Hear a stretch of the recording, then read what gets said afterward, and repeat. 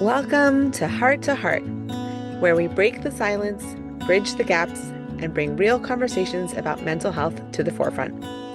I'm your host, Lee Yaffe, founder and director of The Long Short Road. Hi, Jeremy. Welcome to the show. Hello, thanks for having me. So I like to ask my guests to start us off by introducing themselves in their own words. Okay, so Jeremy Tucker. I am the founder of Check-in Health. I'm a former hockey player. I'm a father and a husband. I live in Connecticut, and the easiest way to probably sum up who I am is I am just a normal dude trying to figure this out. I don't have all the answers. Everything I say and kind of my existence as I go through life. Is just really trying to understand my place and how it all makes sense. So that's I guess the best explanation of who I am really at this point in time. That's a great way of describing humanity and human. Yeah, well, we're gonna get into it, but yeah, that's kind Yeah. of where I'm at. So I actually want to go back to before check-in. I really want to talk about check-in, and I've been using it, and I'll t share with you what it's been like for me. But Cool. I want to go back, and could you tell us a little bit about how you got to check-in and like the history behind it? Yeah, so this is a long story, but I'll try to piece it together. Really, I went to school in Detroit. I graduated with a degree in PR, public relations and marketing. So that's always kind of been my happy place. Like I didn't know what I wanted to do with my life, and I feel like I do now, but I was always like really, really good at hockey, right? So I was a hockey player, and that the whole culture around hockey and guys and drinking and partying, I just existed in that culture probably since I was 18, 19 years old. I was living away from my family when I was 16 to play hockey, like elite level hockey. And up until about 42 years old, I'm 45 now. That was just the life I lived. Family, kids, house, and I didn't think anything different of it. I was just kind of just in that place and just, that was my day to day. It was who I was. And about 42, I had this weird random night or morning, whatever you want to call it. And I just decided like something needed to change, like something didn't fit in my life. I don't know what it was. It was this like weird feeling inside. And I just decided, hey, you know what? Like I know this isn't it for me right now. So the best thing to do probably is just to cut something out that I know probably isn't adding value in my life. So I stopped drinking alcohol. I was like, I'm going to decide to stop drinking alcohol.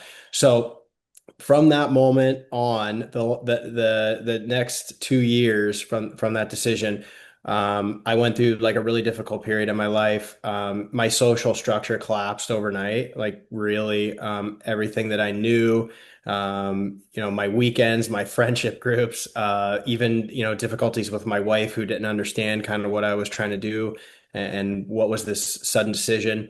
And so I stopped drinking alcohol, and the next 2 years were really, really challenging for me.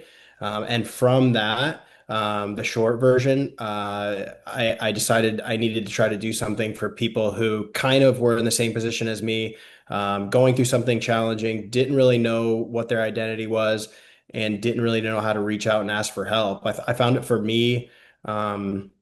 Just those 2 years of struggling, I knew that there were people that I could kind of talk to and ask for help, but I just didn't know how to reach out and ask. That was really the challenge for me. And so after about 2 years, kind of really getting my stuff together and finding the path that I'm on now, I tried to figure out how I could do something to help. And I sat down and kind of wrote out a piece of paper.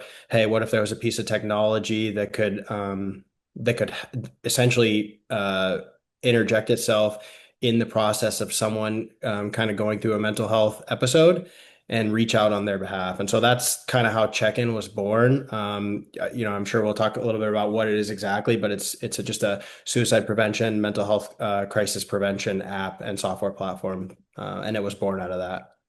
Wow.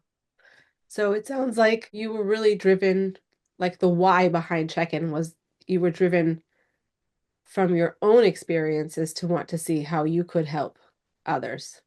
Yeah, totally.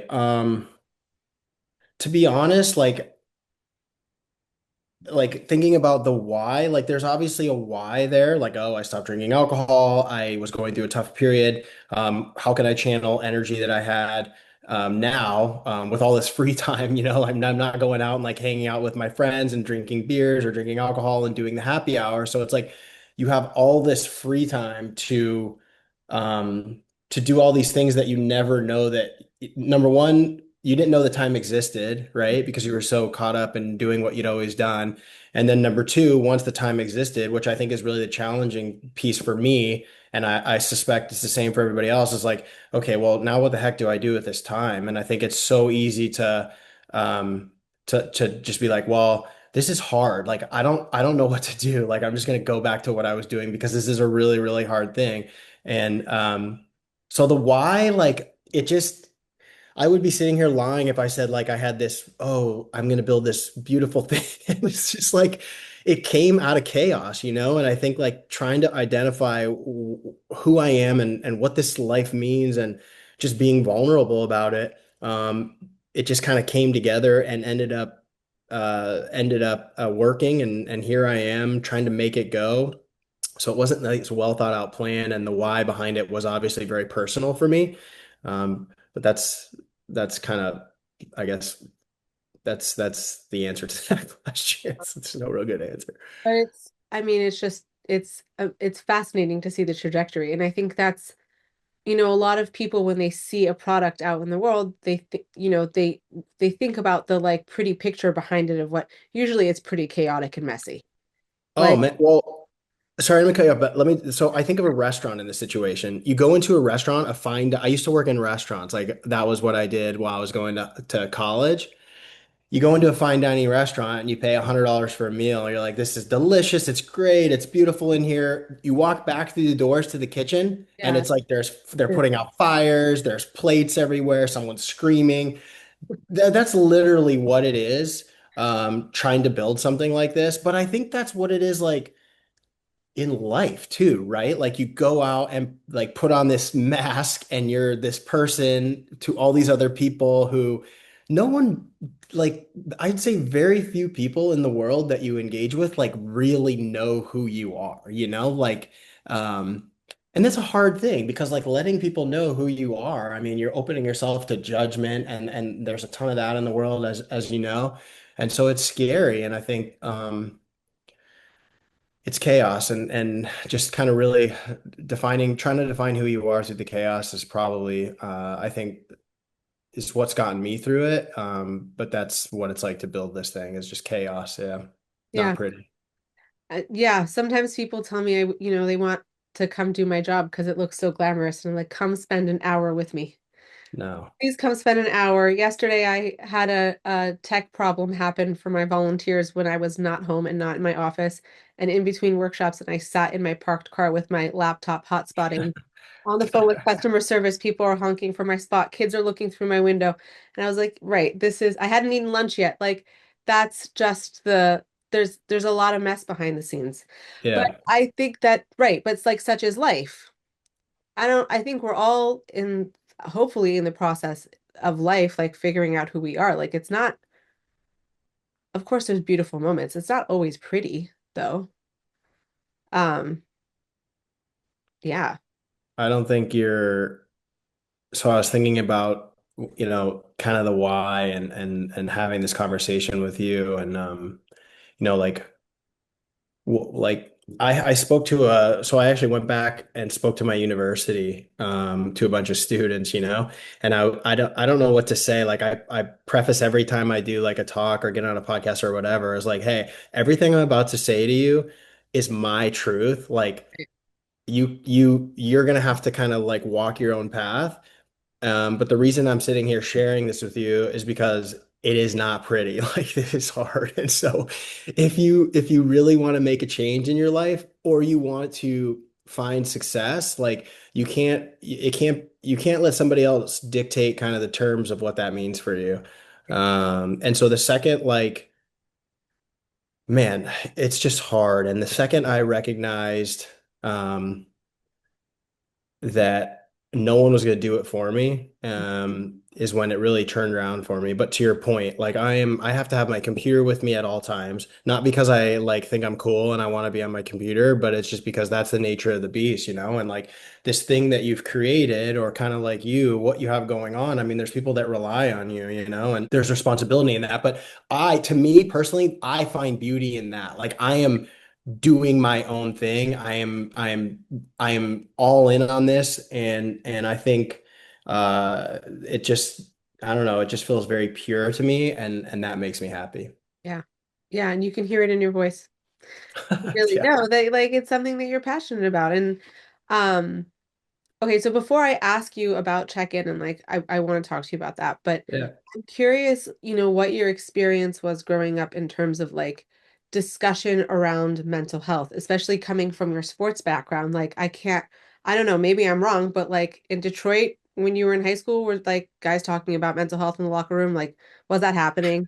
I mean, I know I'm asking an ironic question, but No. like how does I'm just like it's you are breaking a stigma, I think, around among men and men's mental health by creating something like this because the population that I know struggles the most with mental health and has a very high suicide rate is men, Yeah. Yeah. particularly like men in their 20s, 30s, 40s, and 50s. So like obviously there's an issue here. But like, so okay, so clearly it wasn't something that was talked about. How then did you become comfortable talking about it? Yeah.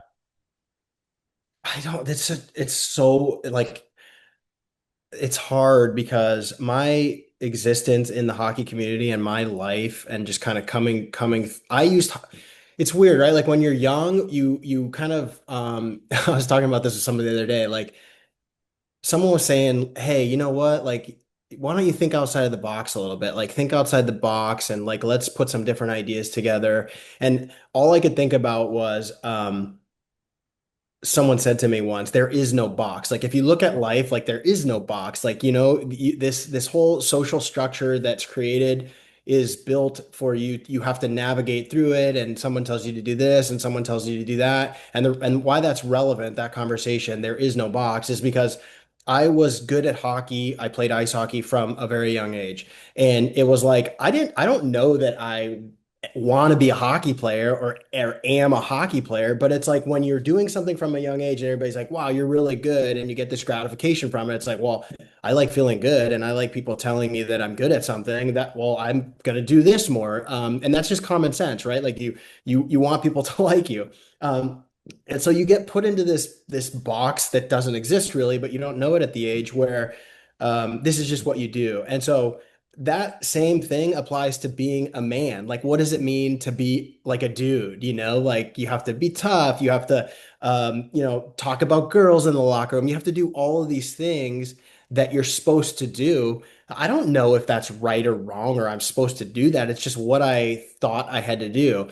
Um, so that whole culture, like I am scared to even say it, but it is there's just so much toxicity in that in these locker rooms. And when you grow up in that environment and you're built to endure that, whether you like it or not, it's impossible, like nearly impossible to even say like, hey, I had a bad day. I cried yesterday, or my parents are getting divorced. I feel really bad about it. Whatever it is. And my parents divorced when I was 16. I was playing hockey in Minnesota, living away from my parents. They were in Dallas getting divorced while I was playing competitive hockey in Minnesota, winning awards and whatnot. And I come back at the end of the season and it's like, okay, well, this happened, you know? So I didn't know how to talk about that. I didn't know what it meant. And even in therapy, like talking with therapists about it, like how did this make you feel? Like what did this do for you? Um, and I just from such a young age was built to just be like, hey, it's the way it is, like that's just the way it is. There's nothing to really talk about, move on. And I know my wife will tell you that's a coping mechanism, like it goes back to communication and all these different things, but you couldn't talk about that stuff. And so for me, kind of trying to break out of that, I think as I aged out of the hockey community, so finished playing. I played professionally in my late 20s and then a little bit into my early 30s. I always had something outside of hockey, which was alcohol. Like I was like, okay, well, I'm done playing hockey. I don't really need to think about all these really difficult things because I can just go out and have a beer and everything's going to be fine. The second you cut that out of your life, everything hits you Wow. like a, what I mean? Like a boxer punching you right in the face. Right. And Wow. there are so many times I was like, why am I doing this to myself? Like, why am I doing this to myself? Like, I could just go and there's a beer in the fridge. I'm just gonna go crack a beer and just like not have to deal with all this crap, you know? Um, and it was never like I wasn't like itching for a drink. It was like what it represented. It was like escape from having to like deal with reality. Right. And I see all these people walking around nowadays and they just like I feel sorry for them, but it goes back to like the being hard piece. Like it's not an easy thing to do. And so mental health didn't talk about it, never talked about it. And the reason why is because I always felt like I was inside of a box and just didn't know how to get out. Wow. Wow. And just before I have my follow-up question, something I just want to point to that you shared about which I'm shining a light on this specifically because I think this is something that's very misunderstood about alcohol or substances is that what you said about what it's doing for you. It's not, it's what it represents. Um, and that I think there's a lot of judgment for people.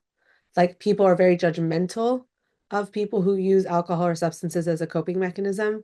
And I think we just have to, I don't know, I think there's an ignorance around why that is. For sure. I totally agree with you on the substance abuse thing. I am by no means educated in the psychology and addiction and whatnot, but I know, again, me personally, it's a coping thing. Like I'm just using it because I don't want to deal with whatever's happening. And I think, like it runs in my family, alcoholism. Like I said, I never had the itch to have like a beer or a drink. Um, thank goodness. But I understand where it comes from. I mean, there's something deeper, right? Like that's what it is. And you're trying to deal with this deeper thing. And this is the easy way out. I mean, this is not new. We're not, Right. but But I think it's worth just shining a light on because just in the many conversations I've had with people, it feels to me like the two misunderstood areas of, I mean, a lot of mental health is misunderstood, but I think that substance abuse and suicide are so misunderstood, and there's a lot of stigmatizing and shaming um of any form of addiction. And I think that we can't shame people into getting better. So we have to change the way that we're talking about it. yeah, I agree, 1,000%. I mean, like, so one of the things too, going through and you know what, I had a fantastic conversation with a guy. He's a former military guy, elite level veteran guy, and he's just taught me so much about just going through difficult times and what it means and how you deal with it. And I always used to think that like talking about the substance abuse thing, like me stopping to drink alcohol for 2 years and saying, wow, this is really difficult. Like I always used to undercut myself a little bit with somebody that might have had like a suicide attempt, right? Or is really in a mental hospital, whatever it may be. It's like, well, theirs is worse than mine.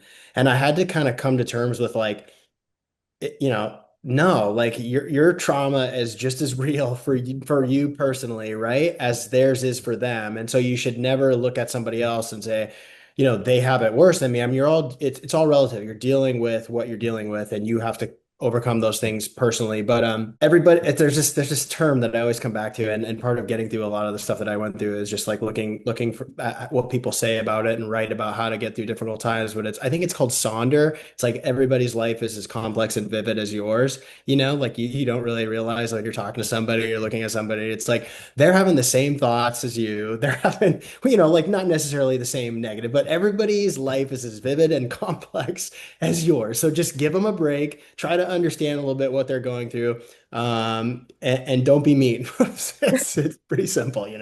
Simple in theory, Well, unfortunately. I mean, geez, you turn on the TV now, and yeah, it's It's really Dr. Dan Siegel, who I'm a huge fan of his I work. watched that great interview. I Thank learned a lot from that Thank conversation, to you. be I honest with you. really, I call myself the unofficial self-appointed president of his fan club. Yeah. But I was teaching a class yesterday to social work interns, and a lot of the suicide prevention workshop we do incorporates his work. I've learned with him a lot over the years, so I've incorporated a lot of his work into our workshops. And I said to someone, I was like, I'm not even ashamed to admit that like this should just be called the Dan Siegel suicide prevention class. But he has this acronym that I heard him share, and I don't remember exactly what it was, but it's like we're living in VUCA times. I think it's volatile, uncertain, chaotic, and I don't remember what the A stands for. But we're like the world is in a difficult place right now. And I think if ever there was a time for us to be vulnerable and open and turning towards each other and take our masks off, it would be now. 100%. I mean, I see these things online where it's like it's perspective. So, like, I mean, whatever you believe in, I don't, it's not important for this conversation, but when you really like scope out and you look at our existence on a planet in the middle of this, it's like Right. we're sitting here like killing each other over. It's like this is It crazy. it you know, and it's so hard because you like it's hard not to get bogged down. Totally. It's hard not to get to like open the news and see what's going on. Like it's hard. Like I don't like to get sucked in because it just feels like there's a lot of ugly things happening and it's Yeah. just like I can't handle it. I don't watch TV. I watch like hockey. But I've gotten really into reading. Like reading is a really special thing for me. I wish I could read more, but I have three kids who kind of consume my time. But there's just so even and I think going back to like how do you occupy the time that you gain when you decide to make one of these massive decisions in your life for the better? And this could be for anybody. It doesn't have to, for me, it was alcohol, right? Like, I mean, this could be a million different things for no one's path is the same, right? Like we've kind of touched on that. It's going to be lonely, number one, because you're going to change a lot of things and that's going to be really difficult. So loneliness, but occupying the time. And for me, I found that, and again, I'm telling you what worked for me. I don't journaling. I would get up in the morning and I had bought these moleskin, black journals, and it was like I had to do this every morning. So every morning I woke up, I wrote a page, and then I have an iPad where I subscribe to like 5 daily newsletters. I would read those in the morning, and this was like my routine. And if I didn't do my routine, my whole day was kind of out of whack. And it served its purpose, right? Like I tell everybody, like I don't write every day now, but when I was really in a dark place, just identifying these little things that I could kind of keep coming back to, I found helped me tremendously. And I didn't intentionally set this up, but segue into check-in app. You do this daily check-in, and some of the feedback I've gotten is that like this daily check-in for these people that are using it helps them really reset kind of what's about to happen during the day, positive or negative, and it's a really good helpful tool for them. So Yeah. Well, one other thing I'll add just to what you shared, and then I want to get into talking about check-in, is that importance of the small things and doing small things every day. You didn't write 10 pages. You didn't try to write 6 chapters of a novel. You wrote 1 page. Was it front and back or just front? so you know what, it was I every day I woke up and it was a recap of the day before. Okay. So the left side of the journal was a recap of the day before. Okay. Hey, yesterday was good. Here's why. Here's why it wasn't. And then this page was here's how I'm feeling today. And on the top, I would write the date. So for 28 Monday or Tuesday. And then I would write the day of the year that it was. So 158 and 365. So I could like really have some, it was just, I needed to do it, right? Like I needed to know like how much time I had in the year to accomplish the goals and then writing out goals. Like I would write out goals in the beginning of a year. And that was my ticker. Like I have X amount of days before the end of the year to make sure that I accomplish these goals. And some of the goals, some of, some of them are like tangible. Like I want to run a marathon. I started running like a lot. I want to run a marathon. Okay, I can check that box off. The other ones were like literally, if I were to show you the document, it's like, be a good person, like be kind to people. You know what I mean? Like just stuff like that. Like what are the things that I can write down that I can try to work on? Um, but yeah, so short answer to your question, it was 2 pages. I actually I really appreciate that you shared that. I would like to publicly ask you in front of all of the audience who's going to be hearing this if I could borrow that from you. Yeah, Because I've had a writing practice off and on for my whole life. The last 6 or 7 years, the writing technique that's really worked for me, I think I probably should maybe shared this with you when we first met, is by Natalie Goldberg's Writing Down the Bones has been my journaling go-to. And I would still stick to that. I just find that I get very frozen when I don't know what to write about. But I really like that idea of like spending a few minutes on reflecting on what happened before and then a few minutes being present to today.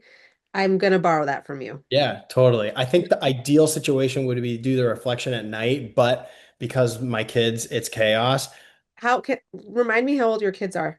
So 15, almost 13, and 6. Right. So mine are 6, 2, and 1. Oh, so So you're even, yeah. that there is zero writing Yeah. happening in Well, my house after yeah. because Well, I'm what's falling even asleep with them. exactly same thing for me. And so that I had to get up. I set my alarm for 5, which is crazy because I'm not a morning person, but it's like if I want to do this, I have to get up. It's not easy, but it's discipline and if you're really committed, you know how it goes. You end Yeah, up and doing it takes time to we get used to what we get used to. You got used to having alcohol as a not only a cushion, but a time filler. it. Totally. Like people, put their iPhones down and all of a sudden they realize how much time they're consuming. A We thousand so percent. we observe Sabbath. So from Friday night at sundown until Saturday night at sundown, which in the summer, that's 8 p.m. to the following Saturday night at 9 p.m. We do not use any form of electricity or a technology, including our phones. I do only for the purpose of our hotline, but I'm Yeah. not scrolling Instagram and I'm not checking my email and I'm not taking any phone calls that aren't emergencies. Yeah. And all of a sudden, do I realize every single week on Shabbat how much time is spent with my phone in my hand? Totally. It's a little embarrassing. I understand. Realize how much time it's filling. You're not the only one. I mean, I think I'm guilty of that too. I actually have maybe you do this as well, but a time limit I set for myself on my phone. It Yeah. kicks off after 2 hours but it's impossible. I mean, it's so challenging nowadays. And then you have to battle with the kids. It's Yeah. not, It's again, we are in VUCA times. And I yeah. definitely think that our phones are they could be used for good, like with check-in, and they could Yes. be used to doom scroll on Instagram until 3 a.m., which I am guilty of. Yes. We Well, all I deleted, so during that period, sorry, we're jumping all, know, but please. during that period, I deleted all my social media. I Smart. was like, I can't do this. And it was nice. But now with check-in, it's like I kind of have to, you know how it goes. Beyond, right. Yeah, And that actually has been one of the nicest things about expanding my team is that I was able to hand off my social media. yeah, huge. I don't have a reason to be on there as much now. And when I am on, I'm like, I feel the anxiety, like I feel more anxious when I'm on it. Because Yeah. it's also when I'm having it's ironic that I'm pretty sure I saw this on Instagram, but somebody posted something about like, yes, I have a free minute to myself. Let me stick my head into a little box, Yeah. everybody's highlight reels and all the Yeah. bad news in the world, Yeah. and then go back to do my job. Like It's it's just it's it's yeah, it's very unhealthy. I mean, obviously, it's funny like leading up to the time that I decided to change everything. So I traveled a lot for work. Like I would be, this is part of it too. I was on TikTok was my guilty pleasure. I would be in an airport with a layover for 7, 8 hours. I would literally be on TikTok, like staring at my phone for 7, 8 hours. You know what I was watching? My feed ended up turning into inspirational videos of how to be better at life and motivate yourself. I'm sitting here looking at this and it's like, I've had that also, and it's so jarring when you realize Yeah. that you've been on your phone melting your brain and you've got like Deepak Chopra and all Yeah. the psychedelic educators and like all the mental health people telling you to get off your phone, and you're like, this is the truth. Yeah. It's just so weird. Yeah. What am I doing? Yeah.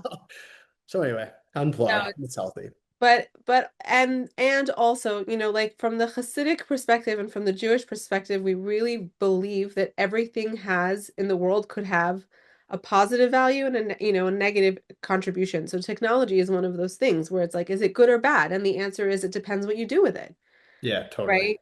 And so okay, so now finally getting into check-in. I'm like so enjoying this conversation with you, Jeremy, but I Yeah. want to share, so actually before you share, if I may tell Yeah. you, and I think I shared this with you when you showed me the demo of the app, that I'm not like an app person. Yeah. I am not, I prefer to write with pen and paper. I keep a Google Calendar just because it's physically impossible with my life to keep a physical calendar, but I also separately keep a physical calendar. I write my grocery list on paper. I think I'm the only person my age who does that. That's cool. Right? Like my grocery list every week is a piece of white printer paper. I Split find down, your list in the cart every time I right. go to the grocery Literally, by the store. way, but Yeah. like, because I have to split it down the middle between like what am I making and I can't do Yeah. that Yeah. on a Google Doc. But I've really been enjoying check-in, not because I've had to use it to have my friends reach out to me, but A, because it did help me. I'll preface this by saying I have an extremely hard time asking for help. My friends know this, my team knows this, my friends who are on my team know this. And so knowing that I could go into the app and put in the phone numbers for two people who I would probably ask for help anyway, but just knowing like it was a good reminder that I have people on my side. When I get into my, I'm very open about this. I've spoken about this publicly on the show and on many podcasts that I've been interviewed on, that I've struggled with anxiety and depression my whole life. Um, Sometimes I have really good times, sometimes I have medium times, sometimes it's not pretty, and Hmm. it's rough. Um, but knowing, I think like, and oh, this is what I was leading to, that when I'm in those really dark spirals, it's hard to remember that, like, even though logically I know that people are there, and this is like, when you're in survival mode, your higher level of thinking is not there, but um it could be hard for me to remember who's in my court, like on my Hmm. court. and Yeah. and so just even inputting their names and their phone numbers into the app when I was signing up was like a good reminder. Cool. But also the daily check-in, even though like it hasn't gotten to a point, it's just interesting for me to be able to map out like what was why was it like a, lower yesterday but better today? What did I do differently? How could I do that again? Um, I think again, going back to what you were saying about doing small things, and this is why check-in, right, can be very helpful, is we think that mental health and wellness has to be, or we somehow have developed this expectation as a society that it has to be like instant gratification of perfection always, and that's not how it works. And you have to have that slow, steady, like not pretty, not glamorous, not Instagram worthy consistency. That's a great smart thing to say. Yeah, I totally agree with you And there. so even though I haven't had to use it, thank God for, crisis or for like immediate emotional distress, which like I hope I don't get back to that point, but I also know that that has happened to me. So knowing Yeah, that I have that has and again, like I'm not an app person. People have been telling me about like so many different apps for years, and I was like, I'll share them with everybody. I yeah, will use them because if there's one more reason why I need to be on my phone, I'll just end up getting sucked in. totally. So Yeah.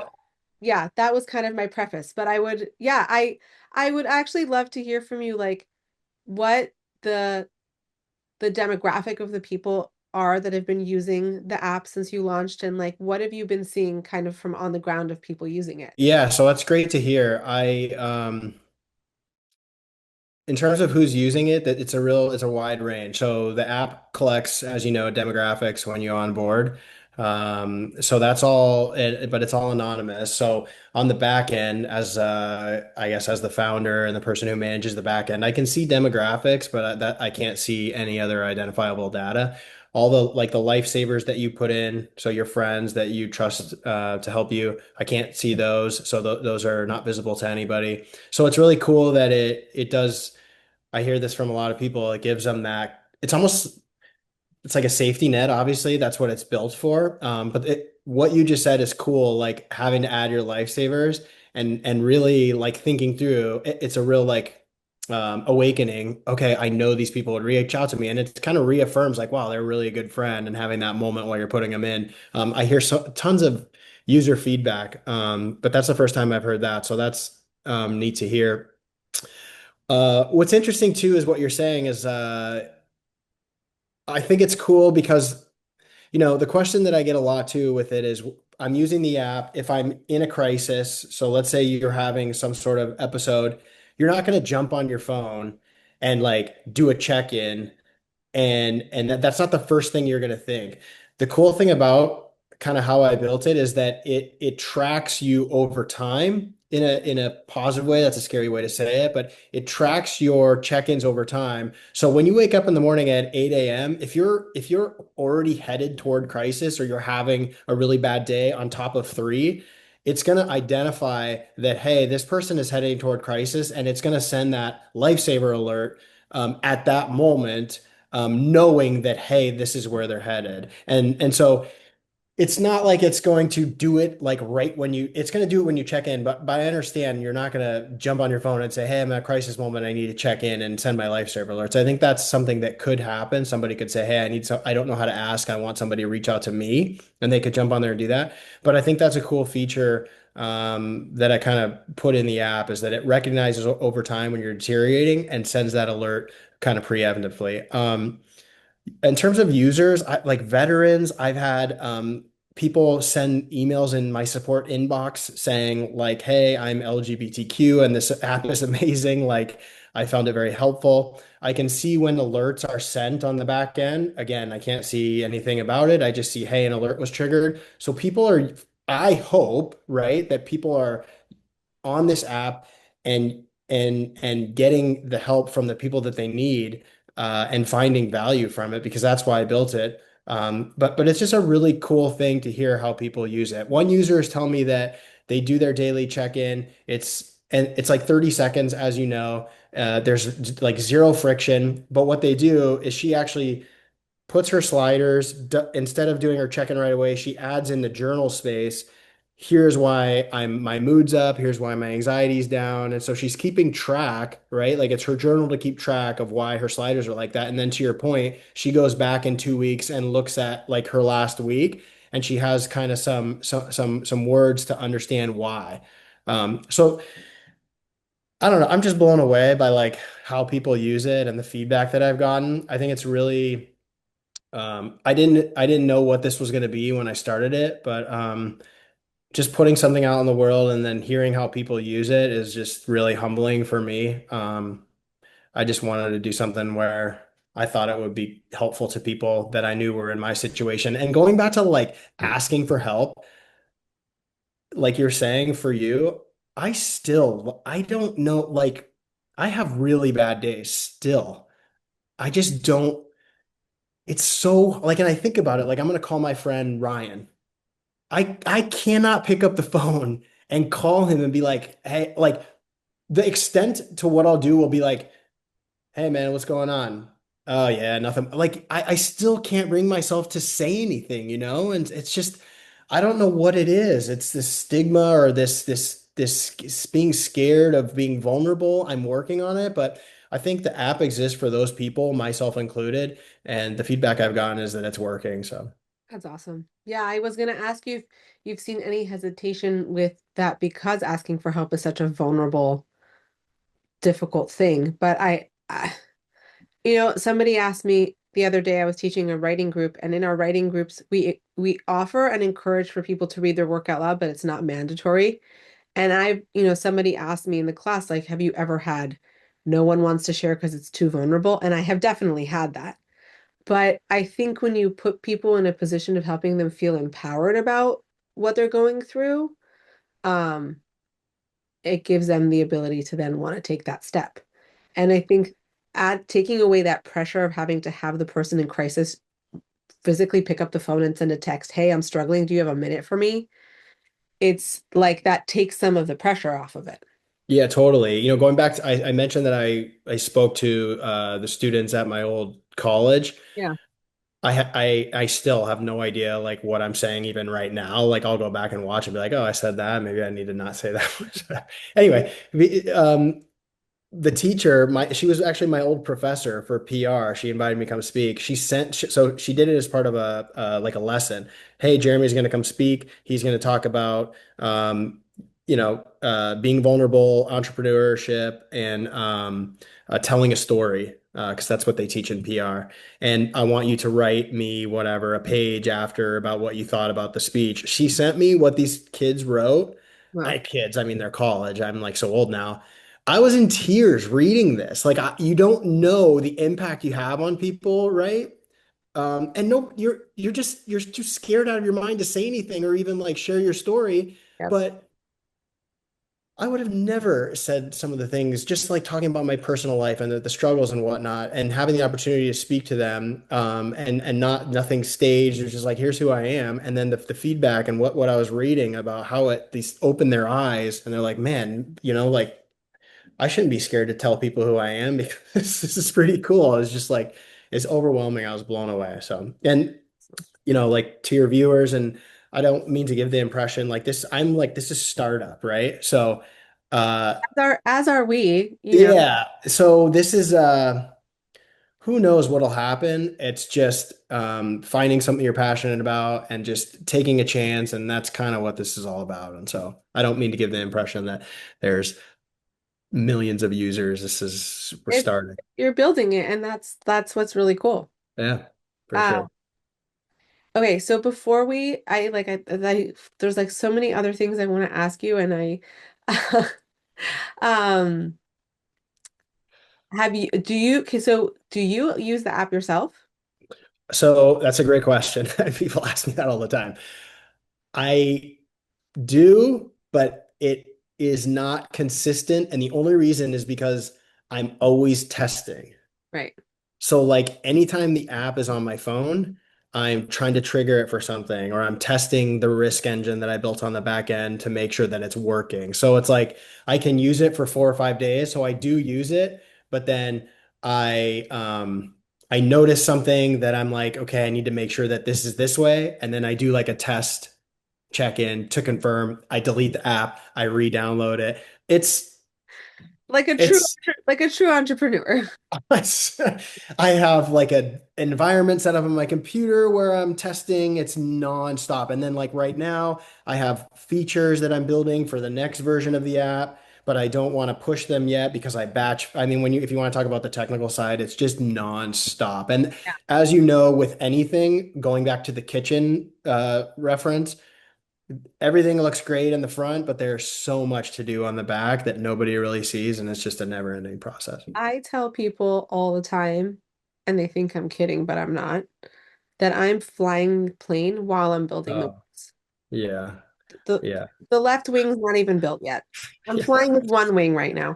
And but I think we have to normalize that because again, going back to the dangers of social media, like we have created this glossed over version of reality where you see a 30-second or 60-second clip about somebody who made it big or somebody who's successful, or somebody who's doing well and making a change in the world. You do not know how many sleepless nights that person has experienced to get to the point that they're at. How many no's, how many failures, how many closed doors in their faces, how many mistakes, how much self-doubt.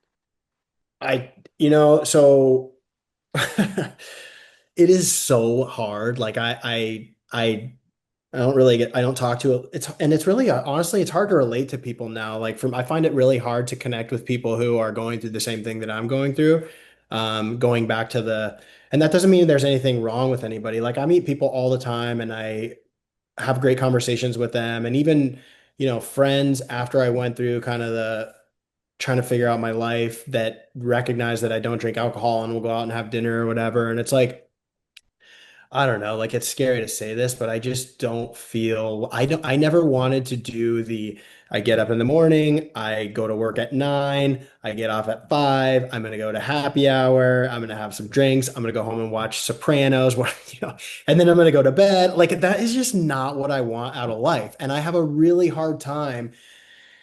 Like I will be sitting on my computer if I didn't have other responsibilities, kids and whatnot. I would be doing this every second of the day.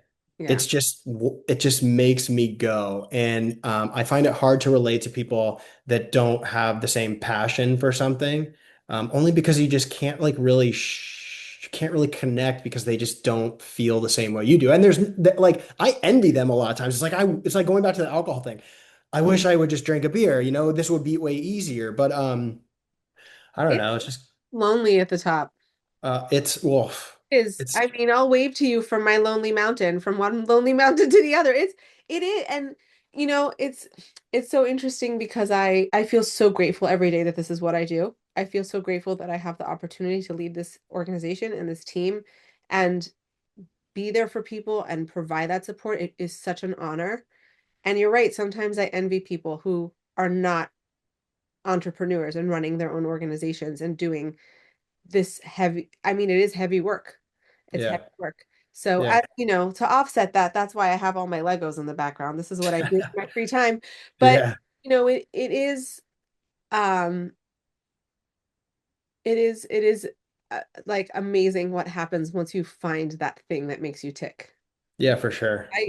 I never thought that my thing was going to be suicide prevention or mental health. Like, right? Like that wasn't the game plan. And I felt I, s- I really felt that I spent so many years of my life like searching for the thing. And then now that I found it, I'm like, whoa. But I think that's, yeah, like, again, going back to the messy thing, like people will glamorize all the time what it's like to run something and build something up from the ground up. It's like, no, it's dirty. It's dirty, Yeah, it's messy, you know. And sometimes I feel bad like when my team gets a real back sneak peek of the back, of the kitchen. yeah, But I actually think that that just like humanizes the experience because I'm figuring it out with everybody. yeah. I think it's great, and even for my kids, like it's so important for them to, like my son Ryan, he's like, he's almost 13. Hey, when is your check-in gonna pop off? Like, when is it gonna pop off? Like, and when it pops off, can I buy? He wants to buy. What are these things that the game where they're like, everybody plays it. It's one of these computer games. I'm s- the Yeah, Roblox is, yeah, okay. I want to buy 10,000 Roblox when it pops off. But it's like he asks me every week, and it's like, dude, seriously? I have But no I tell idea. him, I'm like, it's not popping off yet because this is reality. I want him to see how hard this is. Um, because I think like to your point, like that you see every in sports, you see Sports Center top 10, you see all the best plays, but you don't see the dudes Yeah, like takes working their time butt. to fail. Yeah. I mean, it's really hard. And it brings me like a saying is I butcher these all the time, but what is it? The path to hell feels like heaven, and the path to heaven feels like hell. Yes, like that's real. It's yeah,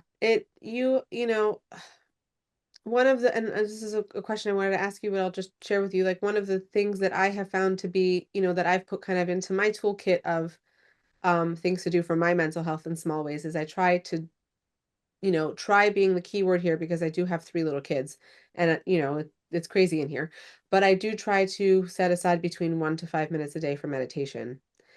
Um, Yeah. and people were like, "Oh, isn't, and but in order for me to get to a point where I felt comfortable doing that, like I didn't start with 5 minutes. I did a intensive meditation program when I was pregnant with my daughter, and I meditated every day for 9 weeks for 45 minutes a day. And then week 7 out of the 9 weeks, we had a full day silent meditation retreat where we were meditating for 8 hours. So I had like a couple, 100 hours of meditation under my belt when I decided to do between 2 and 5. But somebody asked me, like, isn't it so hard to do all these things? And it's like, okay, sure, but what's the alternative? Yeah. Like, is it hard for me to get up a little bit earlier? And like, I have not gotten up earlier than my kids in a long time, Yeah. right? Is it harder for me to not scroll on my phone and like pick up a notebook and write about what I'm really feeling and how annoying this feeling is for, Hmm. keep it clean. Um, like it's hard. Discipline Meditation is, I find that interesting. I tried to do it and like my mind, I know it's like anything, it's is exactly practice and what I'm saying is it's so hard. People think yeah. that meditation is that you're like this. Yeah. You just turn off your mind and you're Yeah. meditation is like this Yeah. and you're going with it and you come back and then when you go like this again you come back and you come Yeah. back again and again, but it just so I got trained in meditation through a program called mindfulness based stress reduction, and it was very systematic and scientific, which I could geek out on the science, so that's what like hooked me in. Yeah. um but yeah, a lot of people have a hard time meditating because they don't know what's supposed to be happening. I know what's supposed to be happening, but to your point, yeah, like that happens. I think it would be really healthy for me to do. I think, well, obviously for everybody it would. Okay, so I'll put a plug in again for my favorite person, Dan Siegel. His meditation program is called the Wheel of Awareness. Okay. It's really easy to learn. He has it free on the web. I'm like sharing this with everyone right now, all the Yeah. resources too. It's There good. he has like free versions of the meditation on his website. It's drdansiegel.com. And they have like they recommend that you start with the 30-minute version at least one time to experience it in its fullness, but you could do a 5 to 7 minute one. And what I like about it is that it's guided, but it's not a lot of talking. Yeah. He helps you figure out where you're supposed to point your attention, but Okay. not a lot of chatter. I think that would be helpful. Yeah. Just trying to do it on my own with some, yeah. It's yeah. I think, like being honest too with yourself is really hard. I think that a lot of people struggle with that and time alone, like talking about meditation, time alone is challenging if you're not honest with yourself. And I think part of like this journey and trying to be mentally, I don't know, stable or just find the right path and do the right thing. You have to be honest with yourself. I don't think a lot of people are. I think it's really hard to be honest with yourself. Saying, well, even like going back to like I say, and I'm guilty of this myself, like, oh, there's not enough time in the day. Well, I mean, like if I'm being honest with myself, there is enough time in the day, but like I could get up earlier. I could do that. But it's hard. And so I think there's just so many tactics that you can use to be better. But I think the first thing you probably need to start with is being honest with yourself. And that's something that I try to work on every day. Goes back to goals and writing down, be a nice person. Don't be That's also like the hardest thing ever, to look at yourself in the mirror and say, "Oh, totally. that I don't like that about myself. That needs some brushing up, or that's not a trait I want my kids to see me doing." Absolute, a thousand I think percent. that's why it's easy to continue slipping into the path of coping with For sure. unhealthy ways, because if like I mean, we could talk about this forever. Like if our nervous Yeah. systems don't feel safe enough to change, then we're not changing. Yeah. It's really hard. Okay, before I let you go, Jeremy, I want to ask you a couple of rapid fire questions, if that's okay. Okay. Yeah. Okay. Shoot. So you could say all three, but I'll just give you the option. So the first question is there a book, movie, or song that changed your life?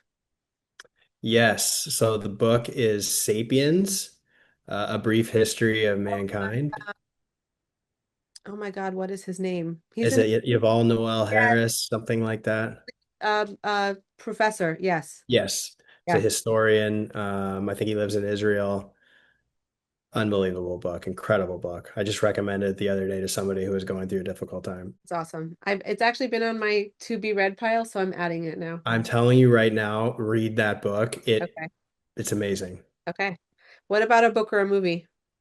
I mean, a movie. Uh, yeah, did you say song or Yeah, song oh or both. yeah, song. So I got into it's a little scary, maybe Mac Miller. Um Sorry about that. Yeah, so Mac Miller, his music kind of speaks to me. Like I can feel his pain and struggle through his words and lyrics. It's poetry for me. And so Mac Miller, I would say just every song really is amazing. Anything off his Circles album, which is like kind of released after his death. And then movie, this is such a cliche one to say, but Interstellar. Why is that cliche? It's an amazing movie. I know, but it's like I've been begging my daughter to watch. I feel like I'm gonna cry if I watch it with my daughter. How could you not? I know. So, and then the line is, I wrote this line down the other day. Don't let him leave, Murph. When Matthew McConaughey is behind the books in the spacesuit in the future, and Murph, his daughter's in the room, and I know that's supposed to be rapid fire, but he says oh my, it's just crushing. It hurts me. But like, love him or hate him, like Elon Musk and Interstellar, and just I don't know, like the whole thought that there's so much more out there just inspires me, and I think that movie kind of touches on that. I mean, it terrifies me, but the word inspiring does come to mind too. It is terrifying, but I mean, like that goes back to just like being in the box. There is no box. I just would rather accept that I have no idea and I'm never gonna know, than trying to pretend I do. Yeah, I was speaking to someone earlier today and we were talking about how much of an illusion certainty is. And I think movies like Interstellar just remind us how much is out there and how much we don't know. Yeah. Yeah. Illusion? What was illusion is, say that again? Have this illusion that we can control things. Yes. Yes, totally. Just it's totally an illusion. And Totally. I everything's love that. temporary. I love that. You cannot control. That's another thing you gotta like ignore. My God. I think that maybe actually be the hardest thing. When people tell me, I know we're supposed to be doing rapid fire, but I'll just Oh yeah, yeah. That's people fine. share with, when people either like I'll speak to people at workshops or people will reach out to me personally or they'll call our warm line and I'll hear this from our volunteers that I'll hear people saying like, I'm trying so hard, I'm working so hard, I'm giving it everything I got. And that's not the wrong approach. But if you're not letting go of what's no longer serving you, if that, whatever that is, if it's a Yes. substance, if it's an emotion that you need to feel, if it's a phone you need, whatever, Yeah. very hard. Letting go is a necessary step, I think, to healing and being a whole person. Yes. So, okay, I know this is rapid fire. My turn. Okay. So, originality. Okay. So, in this talk with the old class, college, part of storytelling and the theme was it's being original. And as you grow older, like I look back to when I was a kid and I was like, like silly to say this, I was like a beautiful boy, like innocent, having fun, playing in the yard. And you just, as you grow, you just get all these things are introduced to you. Alcohol, said weed, like just all the crap in life that just gets compounded on top of you and Yeah. just ruins this beauty that you have. Like you're beautiful. And how do you be original? And then like how do you be a good storyteller? And it goes back to what you just said. It's like for me, figuring out what does not provide value to you in your life and getting rid of it. Like pulling all of this stuff away and saying, what is serving me and what is not? Alcohol was not serving me, it's gone. What's next? And it's sad, it's lonely, but finding these things that you can cut so you're more pure and you can start from scratch and be that innocent person that you used to be, for me was what really, really changed my life. And I'm kind of on a mission like to declutter my mind and existence, you know? Right, because that, it's a way of returning to wholeness. And, now, again, I am the unofficial president of the Dan Siegel fan club. So to quote him again, something I learned from him recently, it's so funny because people ask me, why do I keep taking these? I'm not a licensed mental health professional, so I don't get any of the certificates for these classes. But anytime he's giving, I will be there. Like, it doesn't matter. It doesn't Yeah. matter to me. He's very accessible I though. When I couldn't believe how good But it I was. just like, any room he's going to be in, if I can be Yeah. there, I want to be there. But he's giving this 6-month course now in like understanding personality. And again, like I'm not getting a certification in it because I'm not a licensed professional, but I'm taking it anyway.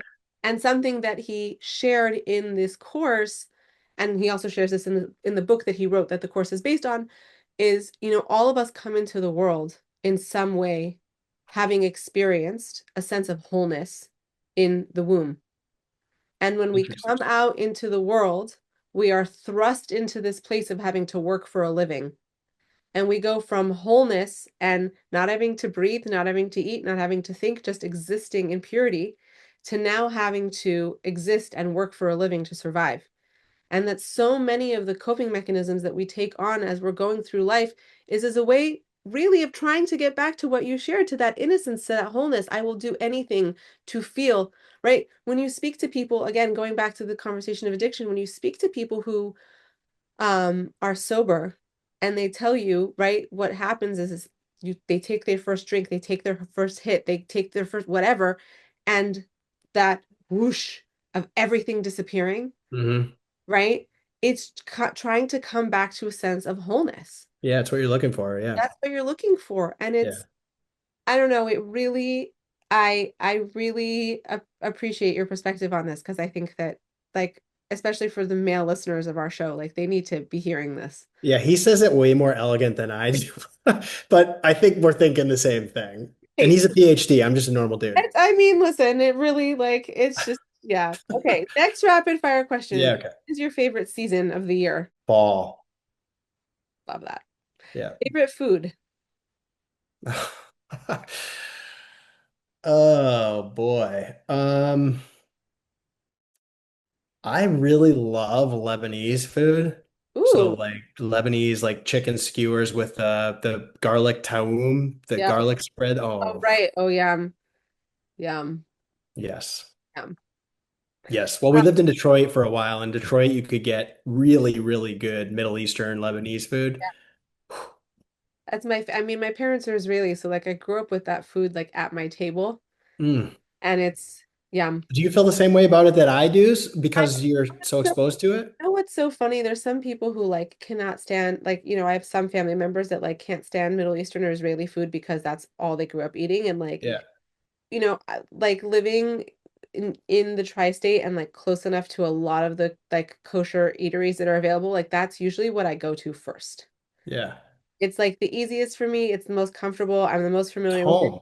It's home, and I'm more likely to, it's a comfort thing. Like I know that I hopefully will like have that satisfaction of, that feeling of the food. Like I was just all like together with my extended family for Passover, and when Passover was over, my aunt made us a bunch of food to freeze and bring home with us. And like the experience of like it could like make me cry that like all I had to do was like turn on the oven and defrost the food that she made for us, and like I had like a real piece of home in my house and like got to feed it to my kids. It's the best. Yeah, you know the feeling, I see this online sometimes, is like when you're a child and you get carried into bed and you're in your bed snuggled, about to fall asleep, but the door's cracked and you can hear your family outside having a conversation and laughing or whatever as you fall asleep is like the most beautiful thing. And I just come back to that imagery all the time. This is what I miss. Yeah. Wow. It's amazing how food can do that for us. Hmm. Oh, don't get me started. We'll never stop talking, Jeremy. That's my favorite food. If you think suicide prevention and Dan Siegel's work and all that stuff is my favorite topic, don't get me started on food. I'll never stop. Fair enough. Uh, okay, two more questions for you. Yeah. Rapid fire. So like don't think overthink Okay. it too much. Okay. Okay. Okay. Who supported you most in your journey? Who has supported me most in my journey? Sarah, my wife. Beautiful. What gives you hope right now? That I have no idea what is going on, and I'm excited to find out whatever it is. That is exciting to me. I love that feeling, which is crazy, but That's so really it's like being open, you're being yeah, open to whatever comes, and a the uncertainty is what's giving you hope right now. best way to put it. Yeah, me not saying I don't have any idea what's going on, but yeah, just the uncertainty, I'm just embracing it. Just keep working, keep going. It'll all work itself out if you do the right things. Yeah, that's awesome. Jeremy, thanks so much for your time. This was a great Yeah. conversation. Yeah, no, I appreciate it. I'm really enjoying the app and I hope it does amazingly well. And thanks for being a guest on the show. All right, thanks. I enjoyed it. Talk to you soon. Thank you for tuning in to Heart to Heart. If you or someone you love is struggling, please know there is hope and help is within reach. Since 2019, the Long Short Road has been walking alongside at-risk individuals, offering trauma-informed programs, a non-emergency hotline, and a community that fosters healing. No one has to go through this alone, and we are here for you. Discover how the Long Short Road is changing lives. Visit www.thelongshortroad.com or email us at info@thelongshortroad.com to learn more. You can be part of this mission. Sponsorship opportunities for Heart to Heart are available. Honor a loved one, support your community, and help us make mental wellness resources accessible to those who need them most. Until next time, remember, love and connection are the greatest healers. This is Lee Yaffe reminding you, hope is here, healing is possible, and you are never alone. Together, we're walking this long, short road to a brighter future.